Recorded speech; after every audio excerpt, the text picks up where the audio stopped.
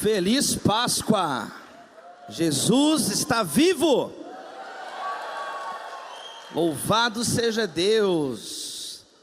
Trago abraço da primeira igreja batista da cidade de São Paulo, aos amados da Igreja Batista Central em Fortaleza.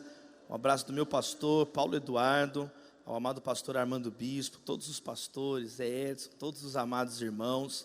Que honra estarmos aqui nesse domingo de Páscoa. E hoje eu quero ler com os irmãos essa noite um texto da Bíblia em Mateus capítulo 17, verso 22 e 23. Nós vamos estudar essa noite sobre o risco de entender apenas parte do Evangelho. O risco de entender apenas parte do Evangelho. Para isso, Mateus capítulo 17, verso 22, diz assim a palavra de Deus: reunindo-se eles na Galileia, Jesus lhes disse: o Filho do Homem será entregue nas mãos dos homens, eles o matarão, e no terceiro dia ele ressuscitará. Mas olha o verso, a frase final do verso 23. E os discípulos ficaram cheios de tristeza. Vamos orar. Pai, nós te louvamos pela tua palavra e pedimos essa noite a Deus que nós possamos entender integralmente a tua palavra, ouvir o Evangelho inteiro e viver o Evangelho inteiro.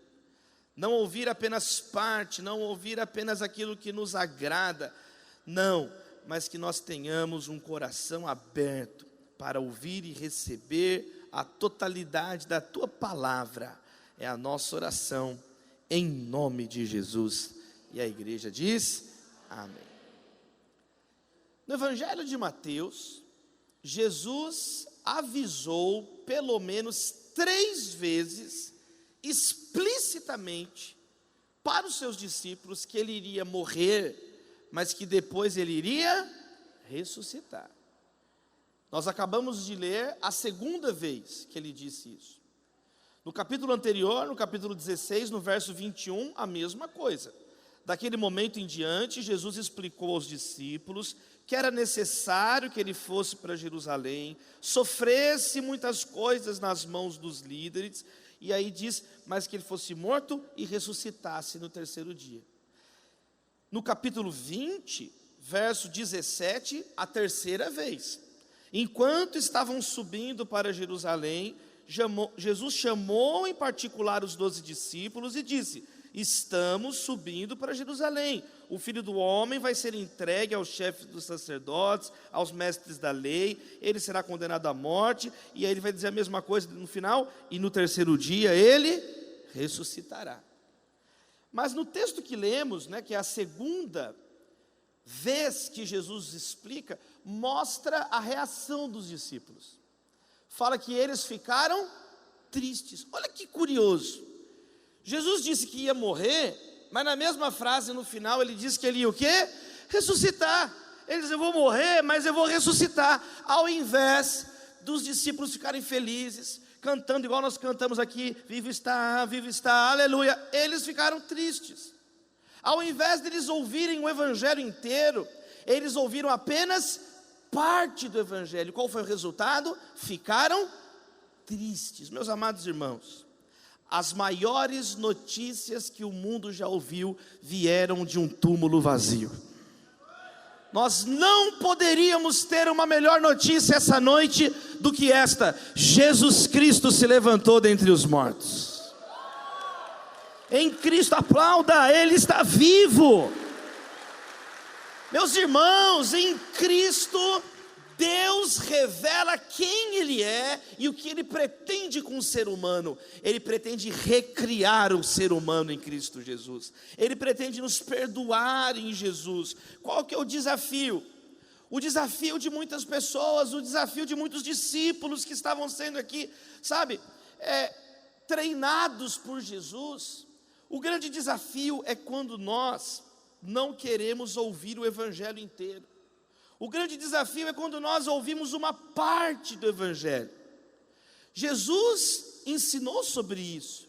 Na parábola do semeador, ele fala que existem vários solos onde a semente da palavra pode cair. Um desses solos é aquele solo exposto, aquele solo duro, e logo vem as aves e levam embora a semente da palavra. A pessoa até ouviu a palavra, mas ouviu superficialmente. A pessoa até está no culto aqui agora ouvindo a palavra, mas aí qualquer coisinha vem e tira a semente, ela não vai criar raízes no seu coração.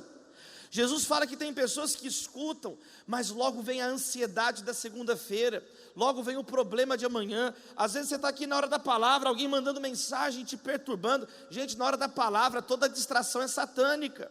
É para você não ouvir o que Deus tem a te dizer. A fé vem pelo ouvir, e ouvir a palavra de Deus. A palavra de Deus edifica, a palavra de Deus é a verdade, a palavra de Deus purifica a tua família, a palavra de Deus é a base da nossa vida. Céus e terra passarão, mas as minhas palavras não passarão. E Jesus fala do desafio de ouvir a palavra.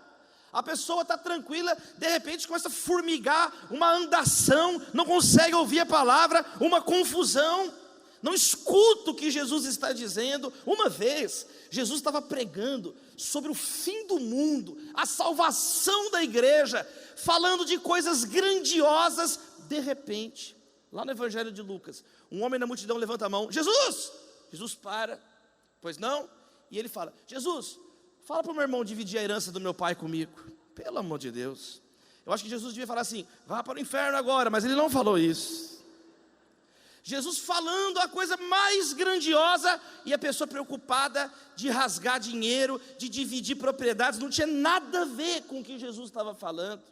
E Jesus às vezes ele perdia paciência. Até quando eu vou ter que suportar essa geração incrédula, essa geração com o coração fechado? Então, meus amados irmãos, é o desafio que continua hoje. Será que você está ouvindo a palavra?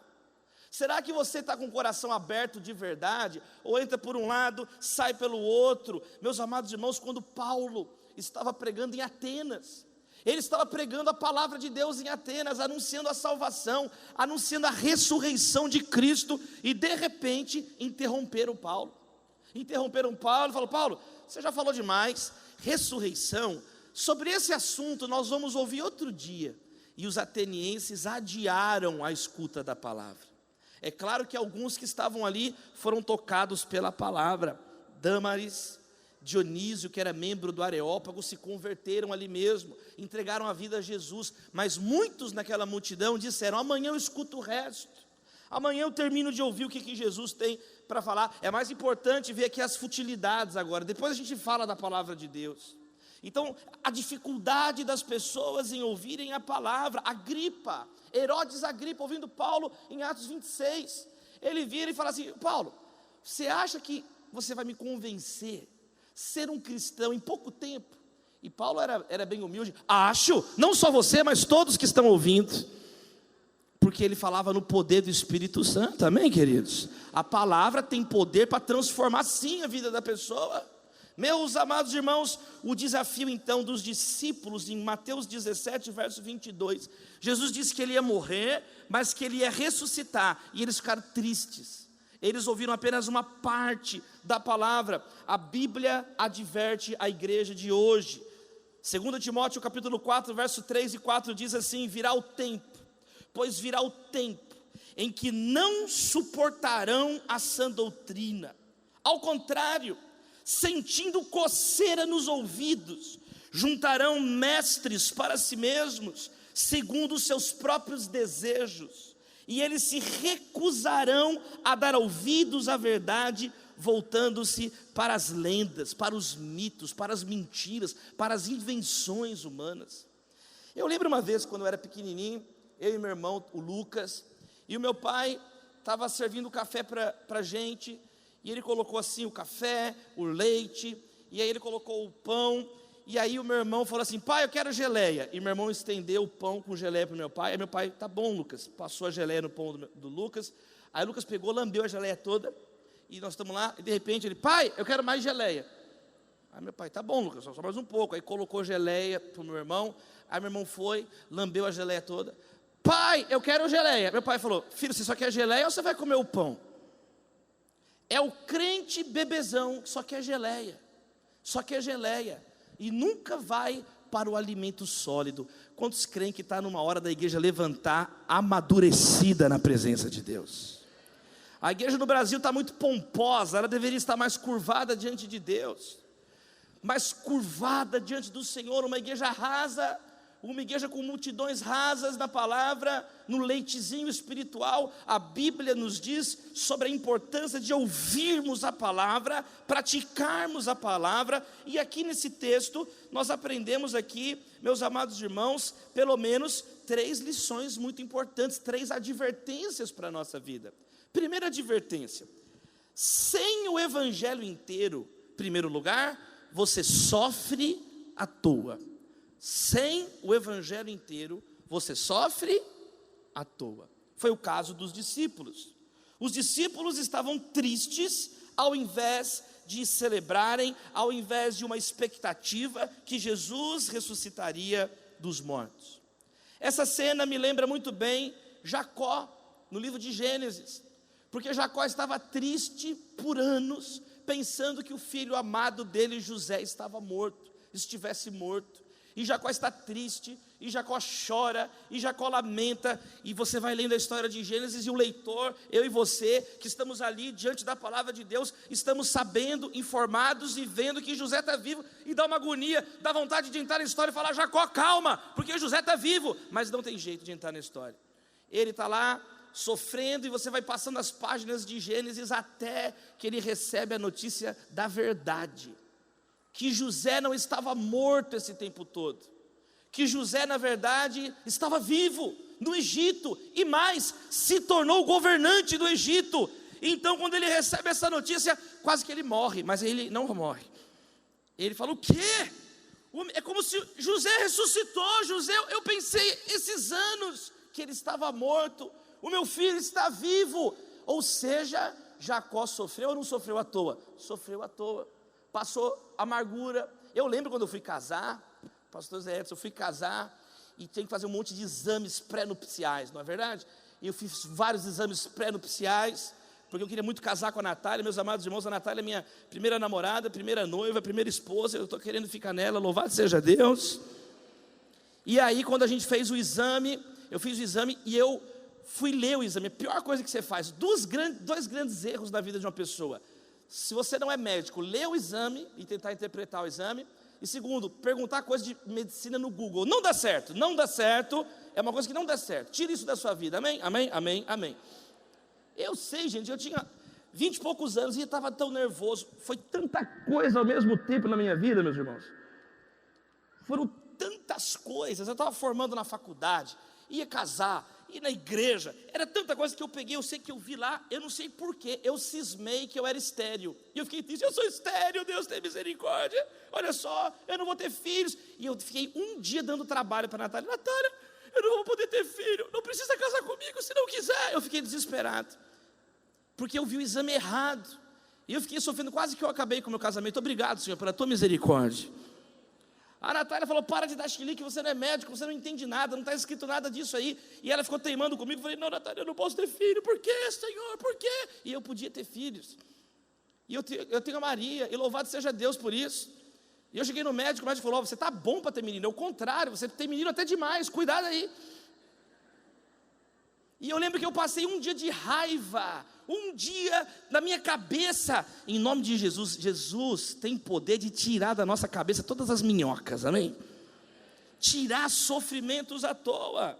Olha isso aqui, a importância de você ouvir que Jesus vai morrer, mas que Jesus vai ressuscitar. Pedro, João, Jesus vai morrer, mas Jesus vai ressuscitar. Então você não precisa ficar triste. A minha palavra para a igreja essa noite é: viva, escute e obedeça o evangelho inteiro.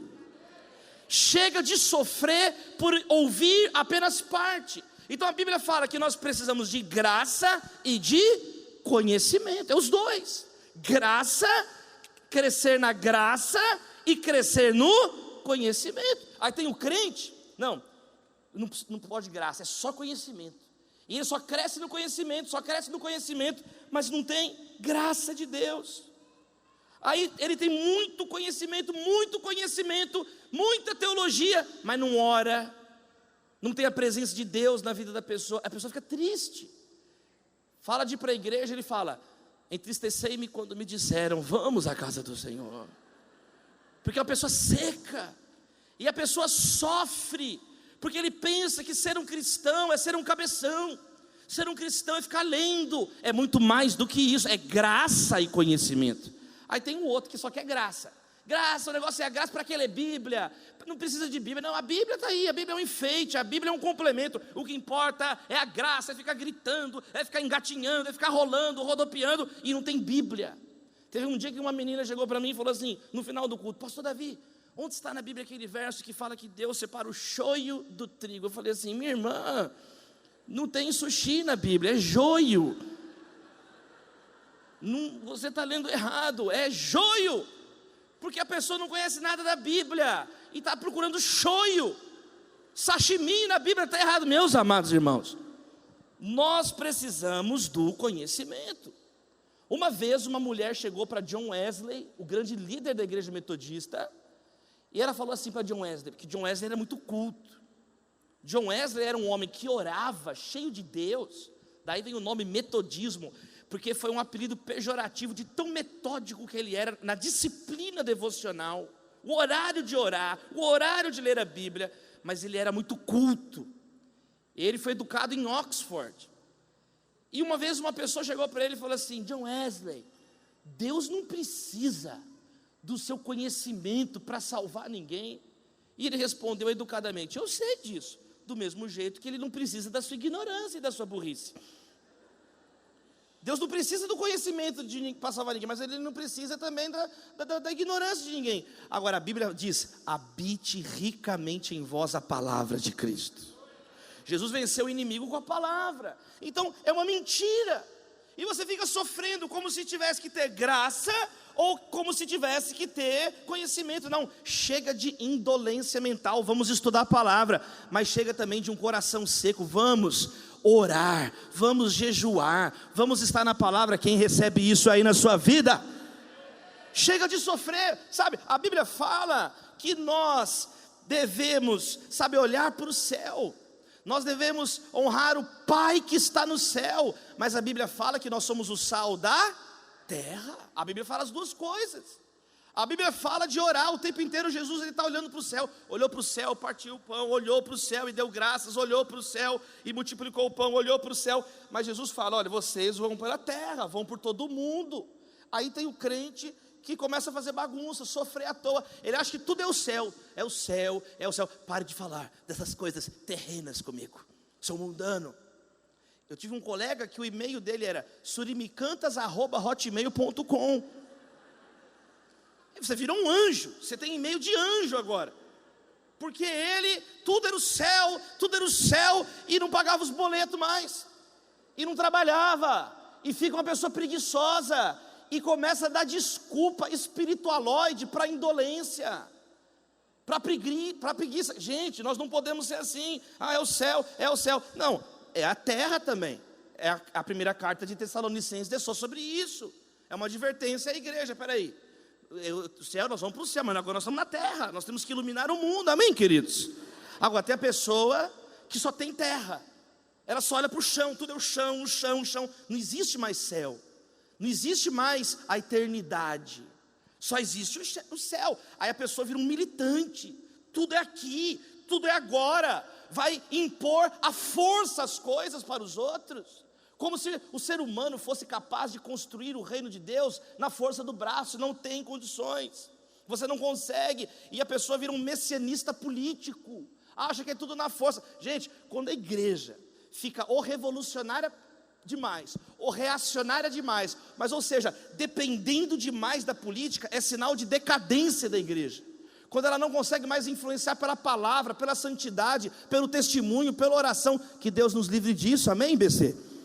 Que Deus nos livre disso, de uma idolatria, como se tudo fosse aqui. Jesus, ele já quebrou isso daí, quando ele diz: olha, os pobres vocês sempre terão.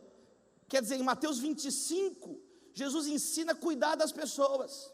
Ele diz: eu tive fome e me deste de comer, eu tive sede e me deste de beber, eu estava nu e você me vestiu, eu estava preso e você me visitou, eu era estrangeiro e você me acolheu. Mateus 25. Então, Jesus não ensina você a cuidar das pessoas? É claro que ensina, mas aí no capítulo 26 ele coloca o outro lado.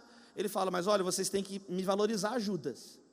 Judas, os pobres vocês sempre vão ter. Então Jesus, ele desmonta todo o ímpeto de messianismo político por parte da igreja. É nossa oração, a oração que Jesus ensinou a gente a fazer é: venha a nós o teu reino. Amém, queridos?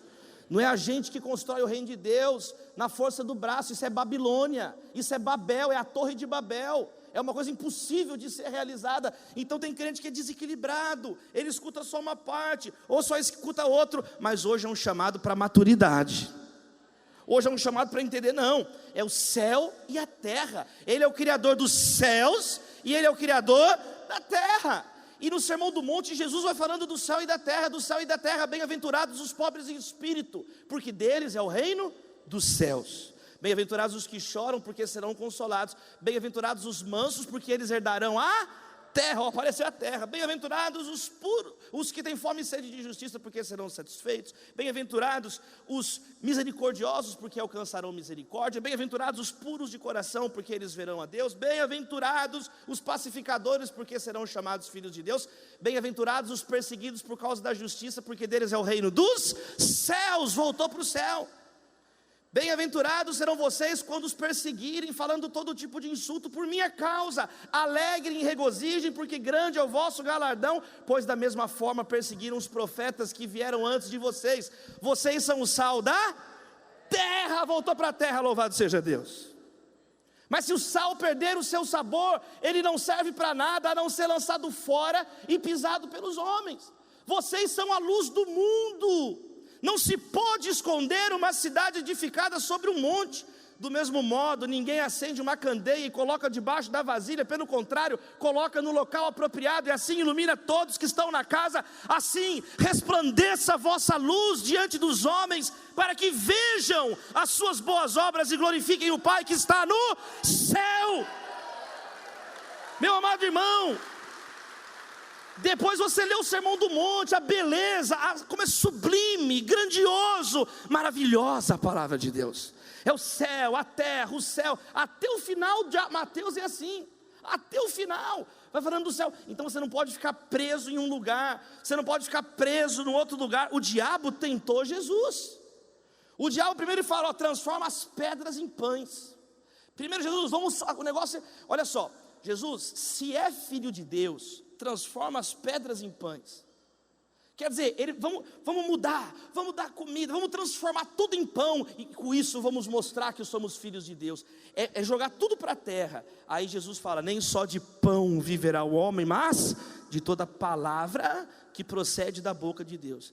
Aí o diabo inverte: ah, você está falando de Deus? Eu sei falar sobre Deus e a palavra também, Jesus. Vamos então para o pináculo do templo. Olha só, vamos falar agora de coisas celestiais, Jesus, de céu. Eu caí de lá, mas eu entendo alguma coisa, trabalhei muito lá já. E agora o diabo vai falar só de coisas do céu. Vai para a cidade santa, no templo, no pináculo do templo, e cita a Bíblia, pois está escrito na palavra, Jesus. Você está falando da palavra? Que se você se atirar, os anjos vão te buscar. Não tentarás o Senhor, seu Deus. Aí então o diabo, está vendo? Ele quer que você seja uma pessoa extremista, desequilibrada, atrapalhada. Sabe qual que é outra coisa? A Bíblia fala que nós precisamos de santidade, mas a Bíblia fala que nós precisamos testemunhar na missão. A Bíblia fala que nós nos reunimos para adorar a Deus, estamos reunidos como igreja para adorar a Deus. Mas daqui a pouquinho a gente vai sair, e você vai sair para testemunhar a palavra de Deus. Nós nos reunimos para comunhão e nós nos dispersamos para servir a comunidade. Então a igreja é esse movimento de reunião, dispersão, reúne para adorar, dispersa para servir, reúne para comunhão, dispersa para testemunhar. Amém, queridos? Aí tem gente que quer ficar ou em um ou em outro. Não, a igreja, ela tem que ser santarrona, ela tem que reunir e reunir, e reunir e reunir de novo, e ficar todo mundo reunido eternamente na reunião. Não tem batista que aguente isso, meus irmãos. Não tem, o mais religioso não aguenta. Quer dizer, é uma suposta santidade, mas como é que é santidade se não tem missão? Jesus fala que isso é esconder a lâmpada debaixo da mesa. Jesus fala que isso é sal que não tem gosto, não serve para nada. Agora tem um outro lado. Não, nós vamos fazer missão, tudo é ficar lá fora, mas aí não tem reunião, não tem culto, não tem comunhão. Como é que vai testemunhar? Quem está entendendo? Amém, queridos? Aí a igreja, então, ela vai querendo ficar tão modernete, tão contextualizada, que ela é uma heresia relevante. Ela se torna uma heresia relevante. Então, meus amados irmãos, nós precisamos desse equilíbrio, senão nós vamos sofrer à toa, senão nós vamos perder tempo. Nós precisamos, dizem Efésios, falar a verdade em amor, é as duas coisas juntas.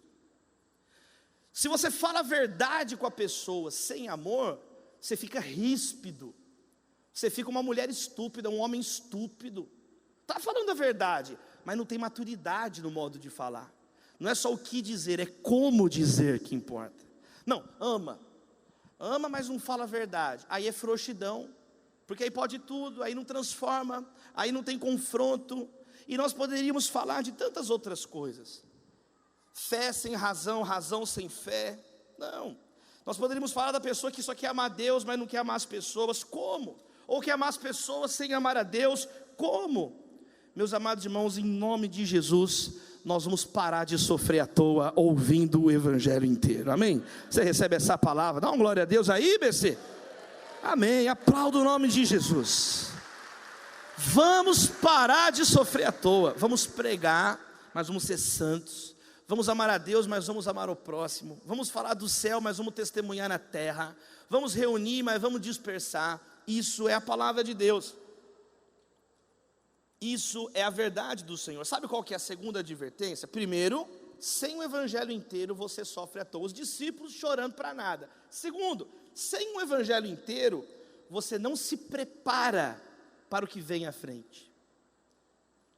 Jesus falou 1, 2, 3 vezes para que os discípulos soubessem o que ia acontecer. Como eles não ouviram, eles entraram em pânico absoluto. A paixão de Cristo chegou, a hora de Cristo chegou, e os discípulos despreparados. Pedro, eu nunca vou te negar, negou 3 vezes, horas depois. Olha só, isso é o que acontece quando nós não nos preparamos, não ouvimos o Evangelho. Deus está tentando te preparar, Deus está tentando te forjar. Qual que é o objetivo do Pai, meus amados irmãos? É nos formar conforme a semelhança de Cristo Jesus, seu Filho.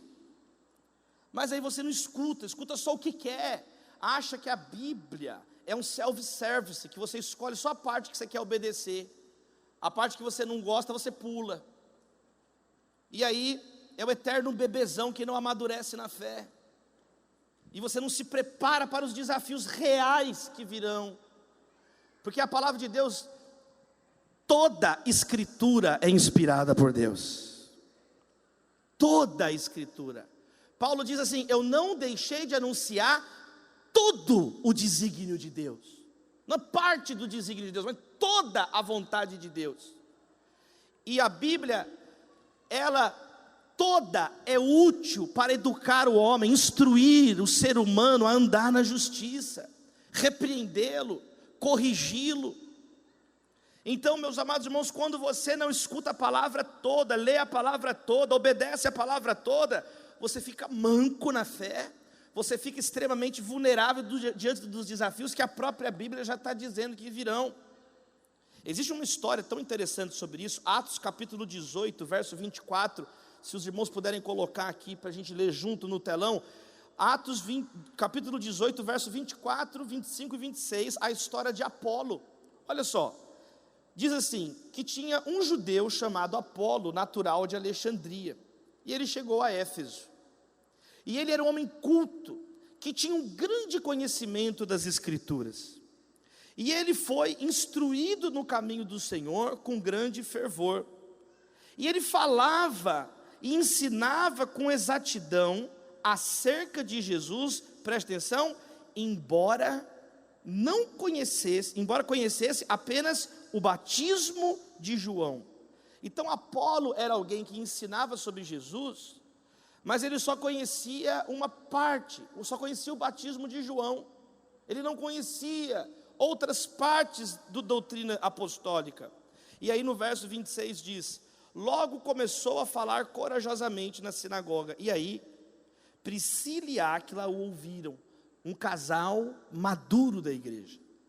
Eles ouviram o jovem Apolo falando, e eles então chamaram ele no canto, convidaram para ir na sua casa, e explicaram para ele com mais exatidão sobre o caminho de Deus. Olha que bonita essa história. Eles perceberam que Apolo era um jovem com um dom de Deus, um dom para pregar, um dom para anunciar a palavra de Deus.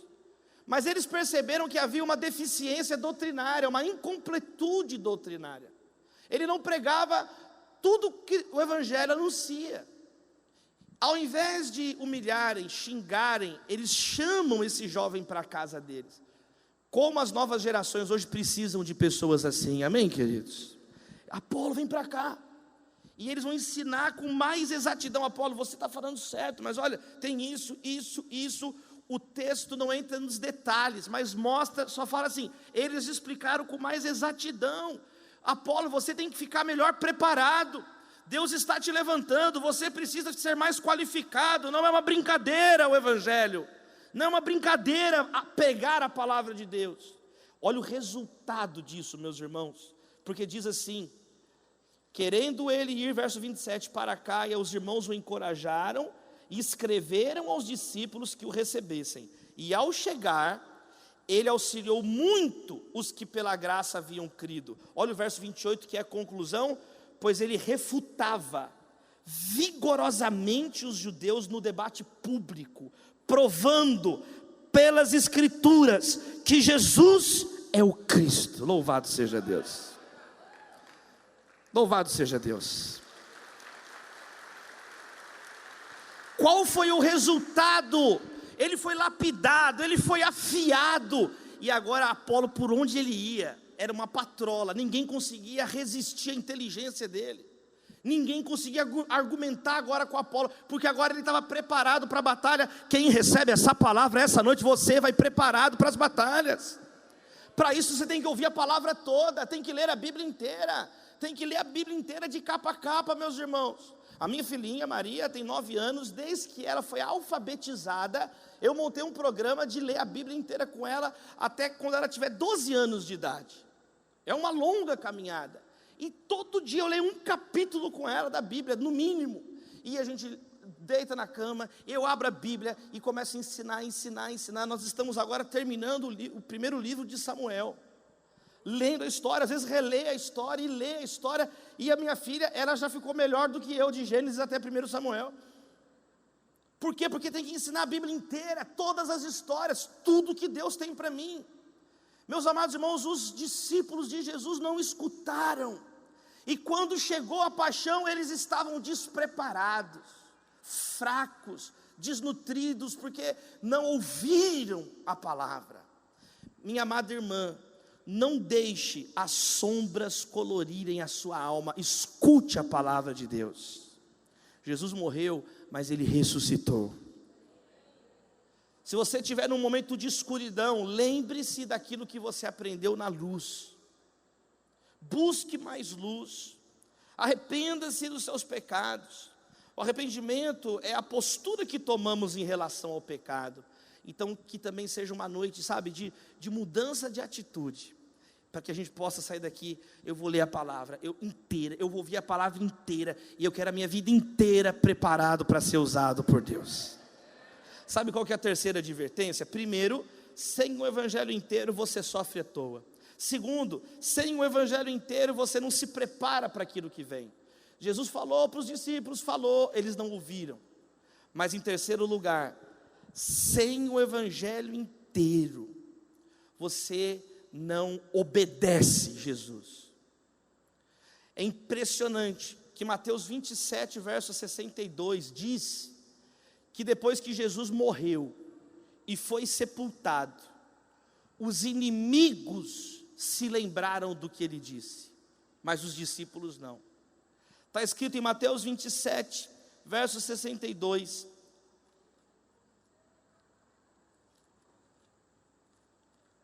No dia seguinte, isto é, no sábado, os chefes dos sacerdotes e os fariseus dirigiram-se a Pilatos e disseram: Senhor, lembramos que enquanto ainda estava vivo, aquele impostor disse: depois de 3 dias ressuscitarei.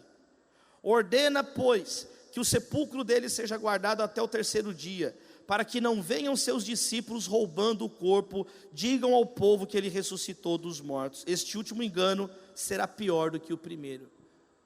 Os inimigos de Jesus lembraram que ele falou que ia ressuscitar. Coloca a guarda lá, faz um lockdown no sepulcro, prende todo mundo lá, esses caras vão roubar o corpo dele.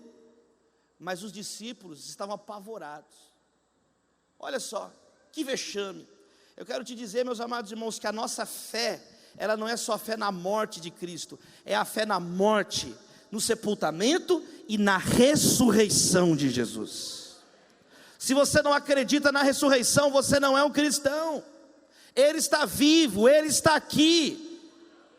Os discípulos não acreditaram, os discípulos ouviram, mas não acreditaram. Mas Jesus então ressuscitou, e Jesus se revelou a eles. E Tomé deu trabalho ainda, meus irmãos. Duvido que ele ressuscitou. Só se eu ver, ele viu, tocou, ajoelhou: Senhor meu e Deus meu. Mas eles creram. Louvado seja Deus, eles creram. Nós não podemos ser cristãos inteiros se nós não obedecermos inteiramente a palavra de Deus. Não existe meio cristão. Você é cristão? Hoje eu estou 1/4 cristão. Como é que está a sua fé hoje? Hoje eu estou 5% de fé só, está pouca. Não, ou você é um cristão ou você não é. É uma impossibilidade espiritual você ser um cristão e não ser ao mesmo tempo, de acordo com a Bíblia. Jesus falou assim: não se pode servir a 2 senhores. Ou você vai servir e agradar um ou o outro. Tiago diz assim: aquele que é amigo do mundo é inimigo de Deus. Não tem neutralidade espiritual. Existem coisas na vida que tem gradação, mas na vida espiritual não tem gradação. Ou você pertence a Deus ou não pertence a Deus. Ou você pertence à igreja ou você está fora da igreja, fora do corpo. Não tem prótese no corpo de Cristo. Jesus disse: não, uma árvore boa dá frutos bons, uma árvore má dá maus frutos. Não tem como a árvore boa dar os frutos ruins, não tem. Então, meus amados irmãos, da mesma boca não pode jorrar a bênção e a maldição. Então Jesus, a Bíblia nos ensina a entendermos isso. Não tem meio cristão, não tem como acreditar só na morte. Eu tenho que acreditar no Evangelho inteiro. E Jesus morreu, mas Ele ressuscitou. Não dá para você viver sendo uma pessoa instável. Quando você acorda, você é o apóstolo Paulo: já não sou eu que vive, Cristo vive em mim. Meio-dia, já virou Pedro: não sei quem é, nunca ouvi falar de Jesus, não sei quem é, não é comigo. De tarde virou Tomé: duvido que Jesus ressuscitou. No começo da noite virou Judas: vamos vender Jesus aí por 30 moedas de prata. De noite virou Jezabel. Tem misericórdia, meus irmãos. Está na hora de nós servirmos a Deus. Muitas pessoas são assim. Tem uma boa teologia, tem religiosidade, tem bom ânimo, mas sabe o que falta? Falta a ressurreição. Falta o Espírito de Deus que ressuscita os mortos. É como um canhão. O canhão está preparado, o canhão está direcionado, o canhão tem a bola do canhão, a bala, o canhão tem o pavio, o canhão tem a pólvora, mas nada disso serve se não tiver uma fagulha. Sem a fagulha, nenhum dos portos do Ceará, de Fortaleza, os portos do período colonial, que são museus, que preservam a memória do povo brasileiro hoje, sem a fagulha, não tem como ter a proteção que o canhão pode dar. Quantas pessoas então faltam a ressurreição, faltam o fogo de Deus? Os discípulos estavam lá chorando, sem o Espírito, sem a ressurreição. Por isso que Paulo diz: eu quero conhecer Cristo e o poder da ressurreição. Que poder é esse? Que poder é esse que levanta os mortos? É esse o poder de Deus para mim e para você. Avivar significa restaurar a vida. Quando a igreja ora pedindo avivamento, ela reconhece que perdeu alguma vida, que precisa de vida. Meus amados irmãos, nós precisamos hoje no Brasil de uma igreja madura, que anuncie todo o desígnio de Deus. Sabe, que seja independente, que não seja um puxadinho de partido nenhum, um puxadinho de governo nenhum, mas submissa ao Rei dos Reis e Senhor dos Senhores. Uma igreja independente, fiel à palavra, claro, sensível ao mundo, ouvindo o mundo, mas a fidelidade última e absoluta é a Jesus. Ele é o Senhor, Cristo é Kyrios. Então, meus amados irmãos, a igreja, ela precisa então, quando falar como uma voz profética, e para isso é necessário fidelidade à palavra, e não ser vendida por dinheiro, vendida por promessas, vendida por benesses, senão ela não tem autoridade de denunciar o pecado das autoridades. Meus amados irmãos, que Deus tenha misericórdia do Brasil e da igreja brasileira. Um momento tenso, um momento sério, que exige que a igreja se levante com maturidade, ouvindo e obedecendo a integralidade da palavra de Deus. Ah não, mas o pastor, ele pode só criticar o governo, ele não tem nada que se meter na vida do governante. A vida do governante é outra coisa. Engraçado, porque João Batista virou para Herodes e falou assim: não lhe é lícito casar com a mulher do teu irmão.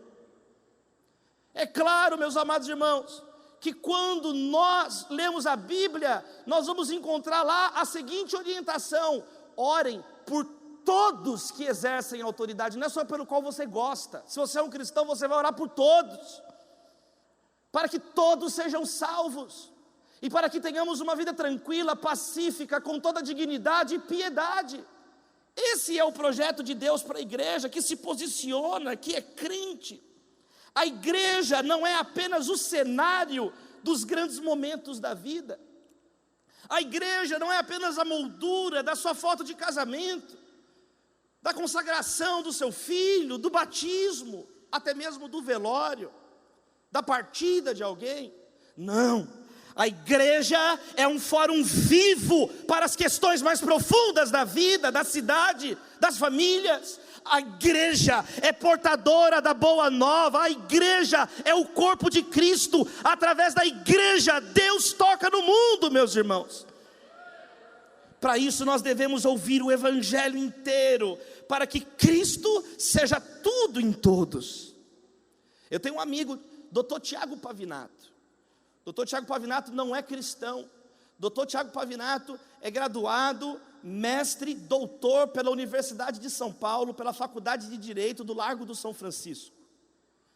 É uma pessoa incrédula, um amigo.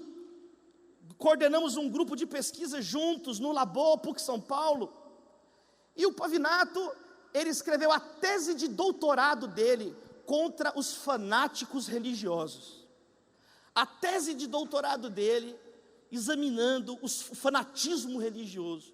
E aí, aprove a Deus que nós nos tornássemos amigos, e o Pavinato me conheceu, e começamos a conviver, e ele foi na minha casa, e aí eu comecei a questionar alguma ideia dele, ele questionou a outra ideia minha, e nós começamos a conversar, conviver, e lideramos lá o grupo de pesquisa junto, e eu fiquei tão feliz esses dias, porque o professor Tiago Pavinato me mandou uma mensagem, me ligou e falou assim: Davi, olha, eu quero te falar uma coisa, eu revisei a minha tese, e agora vai sair a segunda edição do livro A Condição do Fanático Religioso, e por causa das nossas conversas, por causa daquilo que você me mostrou e me falou que eu não conhecia isso que você disse, eu estou revisando e tirando um monte de coisas da minha tese, que agora eu entendi que tem outro lado.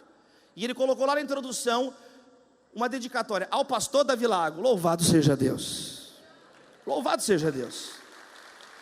Eu estou te contando um testemunho simples, Eu estou te contando um testemunho muito singelo, para mostrar que é possível, através da palavra, da fidelidade à palavra, sem fazer escândalo, Deus começa a usar a tua vida para salgar no teu entorno, para iluminar no teu entorno, sem que você se torne então uma pessoa como esses discípulos, chorando ao ouvir que Jesus ressuscitaria.